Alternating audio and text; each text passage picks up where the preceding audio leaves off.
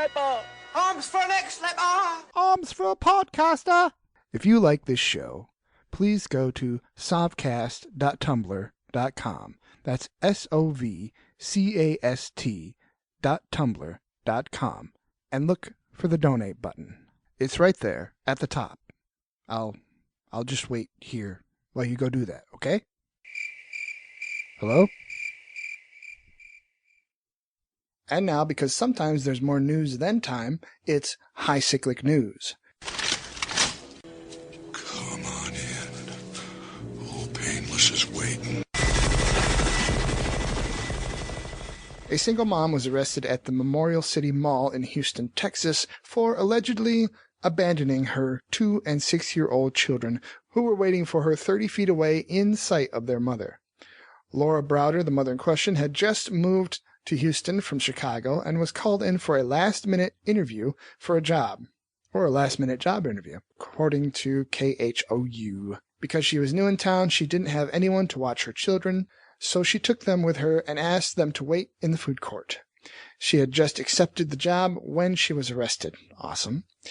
Browder released a statement saying, "This was very unfortunate this happened. I had an interview with a very great company with lots of career growth. I'm a college student and a mother of 2. I would never put my name, background, or children in harm this way intentionally. I have a promising future ahead of me regardless of what the media tries to portray me as. A judge released my children to me knowing that I was a good mother who just made a not-so-smart decision.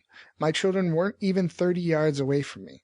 I fed them and sat there with them until it was time to meet with my interviewer. This too will pass, and I am not concerned with what outsiders have to say or what they think." In an experiment, hackers wirelessly took control of a Jeep Cherokee. The hackers' full arsenal includes functions that, at low speeds, fully kills the engine, abruptly engages the brakes, or disabled them altogether. The most disturbing maneuver came when they cut the Jeep's brakes, causing the 2-ton SUV to slide uncontrollably into a ditch. The researchers/hackers say they are working on perfecting their steering control. For now, they can only hijack the wheel when the Jeep is in reverse.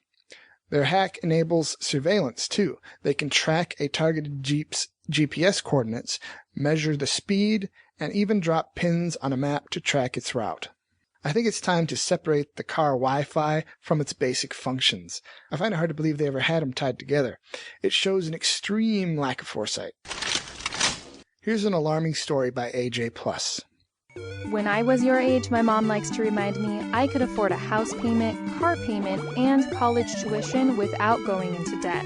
And I worked as a waitress. But that's not possible today. When my parents had their first child in 1980, the median income for an 18 to 34-year-old was around $36,000. Today, that median income for the same age group is closer to $34,000. And minimum wage has gone down too. But while incomes have gone down, the price of most major expenses has gone up.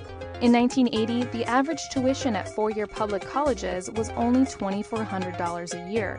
Today, those same schools cost more than $9,000. And private schools are a whole nother story. The average new car in 1980 was less than $22,000 compared to $33,000 today. And you could get a house in 1980 for an average cost of $186,000. Today, a house costs almost twice that. So if the price of everything has gone up so much in the last 35 years, but our paychecks haven't kept up, how can we be expected to meet the living standards of our parents?